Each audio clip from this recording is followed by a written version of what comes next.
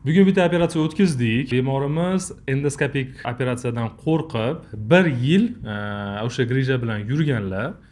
Bemorimizda 4 va 5 umurtqa oralig'ida katta grija aniqlangan.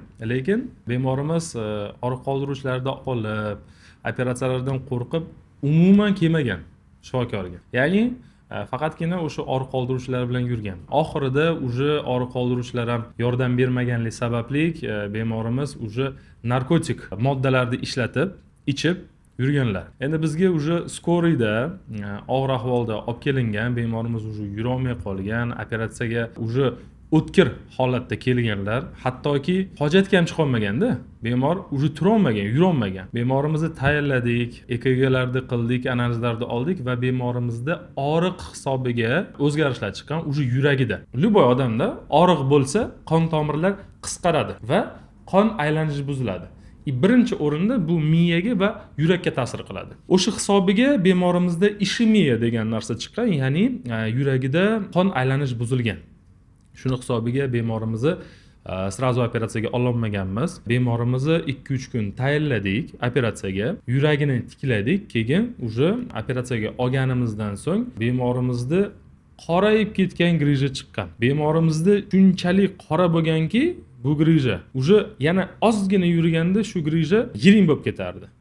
Bu esa keyinchalik uje ochiq operatsiya, juda uzoq reabilitatsiyalarga olib keladi va men bu narsani nimaga aytib bermoqchiman va nima uchun aytib berdim? Endoskopik lazer operatsiya bu hozirgi paytda va hozirgi kunlarda eng zamonaviy va xavfsiz operatsiya hisoblanadi. Ya'ni hech qanaqa kesim bo'lmaydi, hech qanaqa to'qim kesilmaydi, suvaylar olinmaydi, orqa miya tegilmaydi, nervlar tegilmaydi. Ya'ni kichkina teshik qilinadi, ruchka bilan teng teshikcha qilinadi bel sohasidan, ya'ni joyiga qaraladi, ya'ni L4, L5, L3, L2 degan joy bor. Shu joyiga qarab kichkina teshikcha qilinadi va shu teshikchaga kamera qo'yiladi va kamera nazoratida shu grijani pinset bilan tortilib olib chiqiladi.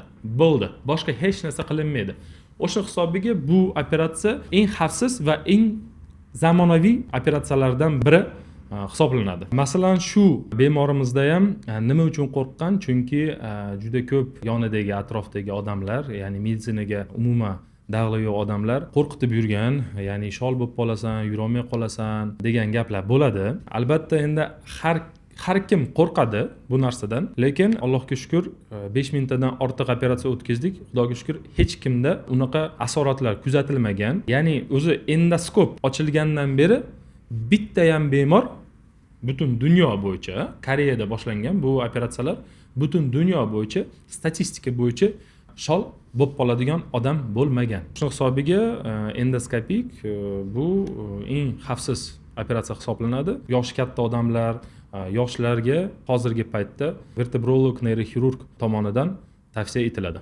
Agarda endoskopik va ochiq metod operatsiyalarida to'g'risida gaplashsak, oldingi paytda endoskop yo'qligida grijani olish uchun 10-15 sm kesim qilingan mushaklar, ter, suyaklar olinardi va grijaga yetish uchun orqa miya tortilardi. O'shning hisobiga ko'p bemorlarda, ya'ni mana shu shol bo'lib qolish, oyoqlari ishlolmay qolish yoki qaysidir foizi ishlamay qolish narsalar kuzatilgan. Endoskopda esa bunaqa narsalar kuzatilmaydi. Nima uchun? Chunki biz orqa miyani umuman tegmaymiz. Nervlarni, orqa miyani tegmaymiz. Va ochiq operatsiyada endi chandiqlanish degan narsa bor. Endi любой yara chandiqlanadi. O'shning hisobiga endi kesim katta bo'lgandan keyin chandiq ham katta bo'ladi. Chandiq hisobiga orqa miyani ham tortib qoladi vaqti bilan. Ochiq operatsiyalarda asoratlar ko'p bo'ladi. Endoskopik operatsiyalarda esa bunaqa foiz juda past. Hozirgi paytda klinika Profmed servisda biz 4-5 ta operatsiya o'tkazamiz har kuni. Birorta kasallarga biz o'sha kuni javob beramiz. Birorta kasallarga holatiga qarab 10tasiga ertaman javob beramiz. Bu operatsiyalar juda yengil bo'ladi. Ya'ni bu operatsiyada местный anesteziya ishlatiladi, ya'ni og'riq qoldiruvchi beldan jo'natiladi. Bemor biz bilan bemalol gaplashib va operatsiya jarayonini ko'rib yotishi mumkin. Endi birorta holatlarda bemor juda qattiq qo'rqsa yoki bemorni o'zi xohlasa, конечно, biz umumiy narkoz o'tkazamiz. Operatsiya o'tgandan keyin bemorimiz уже 2 soatdan keyin bemalol harakat qilib, o'zini palatada yuradi, ishlarini qiladi, otlanadi, ko'chaga ham chiqishi mumkin va bemorimizga o'n ertasiga уже bemalol javob beramiz, ya'ni kerakli muolajalarni yozib beramiz. 10 kun ichida o'zini yallig'lanishga qarshi, shishga qarshi dorilar ishlatiladi.